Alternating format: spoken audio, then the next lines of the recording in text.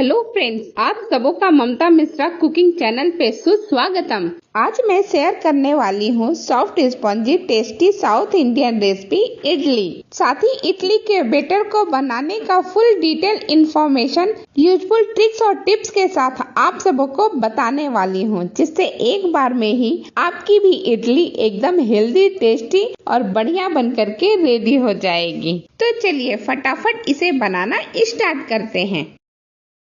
इस रेसिपी को बनाने के लिए मैंने 1 कप लिया है उड़द की दाल धुली हुई और 3 कटोरी या 3 कप लिया है मैंने बॉइल्ड राइस। इस कप से माप करके दोनों ही चीजें लिए हैं और 2 से 3 पानी धो करके ओवरनाइट इसे इसी तरह से भींगा हुआ छोड़ दिया था। अब ये बिल्कुल रेडी है। तो अब हम इसमें से ले लेते हैं सबसे पहले उड़द दाल। पानी अच्छी तरह से निकाल लीजिएगा, थोड़ा बहुत पानी रहेगा तो कोई बात नहीं, वो पीसने में लग जाएगा। अब ये देखिए, मैंने उड़द की दाल एक मिक्सी के जार में डाल दिया है और इसके ढक्कन को बंद करके अच्छी तरह से ग्राइंड कर लेंगे। ये देखिए ग्राइंड करके हो भी गया है। मैं आपको पास से इसका लुकिंग भी दिखा रही हूँ, बहुत ही बढ़िया और बहुत ही बारीक हुआ है। थोड़ा सा हाथों में लेकर के रगड़ के दिखा रही हूँ, एकदम फाइन, बिल्कुल ऐसा ही पीसना है। सारा मैंने एक बड़ी सी टोप में निकाल लिया है या भगोने में निकाल लिया है।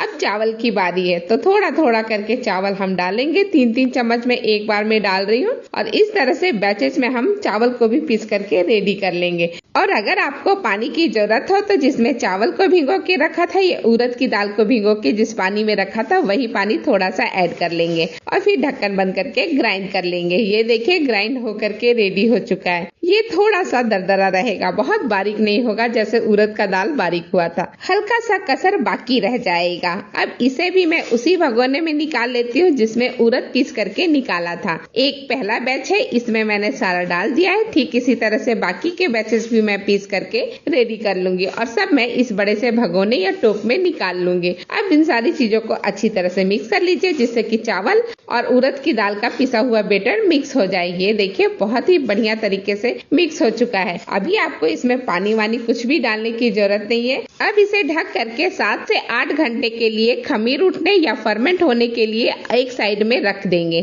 गर्मी के दिनों में बहुत जल्दी फर्मेंट हो जाता है, लेकिन ठंडी में तो इसे 12 से 15 घंटे का टाइम लग जाता है। अब 7 से 8 घंटे हो चुके हैं, तो चलिए चेक करते हैं। तो ढक्कन हटा करके थोड़ा सा हम इस तरह से, आप कोई भी पलटा ले लीजिए और उससे हटा करके देखिए। देखिए कितनी बढ़िया खमीर उठी हुई है, बहुत ही बढ़िया फर्मेंट हुआ है। तो इसे बस अब हम छोटे से भगोने में निकाल लेते हैं। बहुत ज्यादा नहीं निकालेंगे, 1/3 हिस्सा हम निकाल करके अलग कर लेंगे और इसी 1/3 हिस्से में हम बाकी की सारी चीजें डालेंगे। एक साथ सारे बैटर में बेकिंग सोडा या इनो मिलाएंगे तो लास्ट के बैचेज में इनका असर कम हो जाएगा और इडली फ्लफी नहीं बनेगा। अब बैटर का जो हिस्सा हमने दूसरे बाउल में निकाल लिया है उसमें ऐड करते हैं बेकिंग सोडा और ये मैंने 1/4 चम्मच लिया है और साथ ही आधा टेबल स्पून के करीब नमक भी डाल देंगे। नमक तभी डालिएगा जब आपको बिल्कुल बनाना हो, नहीं तो ये पानी छोड़ता है। अब हम इसमें थोड़ा सा पानी भी ऐड कर दिए, ज्यादा नहीं, 1/4 कप के करीब, और इसे अच्छी तरह से मिक्स कर लेते हैं सारी चीजों के साथ। ये देखिए मिक्स होकर के बिल्कुल रेडी हो चुका है।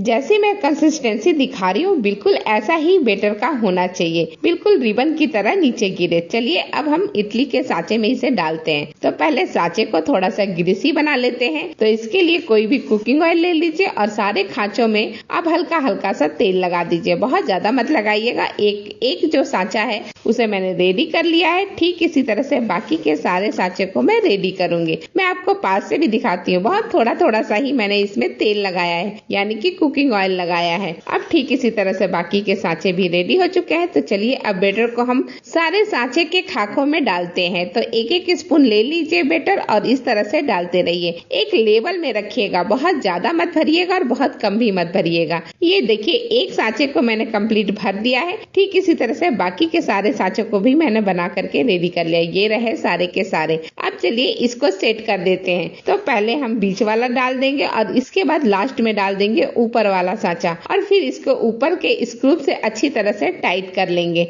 जैसे मैं कर रही हूँ बिल्कुल इसी तरह से आप कीजिएगा। मैं बिल्कुल ऑथेंटिक तरीका बता रही हूँ जिससे कि फटाफट बनेगा और बहुत ही बेहतरीन बनेगा। अब ये बिल्कुल एक साँचा हमारा बन करके इडली का रेडी हो चुका है। तो पहले से ही मैंने कुकर में अच्छे अमाउंट में पानी डाल दिया था, यानी कि 1 कप के करीब मैंने पानी भी इसमें डाल दिया है। पानी में अच्छा बॉयल आ रहा है तब हम सांचे को इस तरह से प्लेस कर देंगे कुकर के अंदर। बहुत ही आराम से कीजिएगा, बिखरना नहीं चाहिए, कहीं गिरना नहीं चाहिए बैटर। अब ऊपर का ढक्कन ऊपर से लगा दीजिए या फिर इस तरह से रख दीजिए और फ्लेम को हाई करके 12 से 13 मिनट पकने दीजिए। 12 से 13 मिनट का टाइम हो चुका है तो ढक्कन हटा करके चेक भी कर लेते हैं। तो इसके लिए ले लीजिए एक टूथपिक या फिर चाकू भी ले सकते हैं और उसे इस तरह से इंसर्ट करके देख लीजिएगा एक इडली में। बिल्कुल नहीं लग रहा है, मतलब कि इडली अच्छी तरह से पक चुकी है। अब इडली के सांचे को कुकर में से निकाल लेते हैं और इसे थोड़ा सा ठंडा होने देते हैं। ये देखिए सारे इडली के सांचे मैंने निकाल लिया है और अब ये काफी ठंडा भी हो चुका है। तो हल्का सा इस तरह से स्पून का जो उल्टा वाला साइड होता है ना, उससे हल्का हल्का करके आप छुड़ा लीजिए और एक जिस तरह से छुड़ा रही हूँ बिल्कुल इसी तरह से बाकी के सारे इडली हम सांचों से अलग कर लेंगे।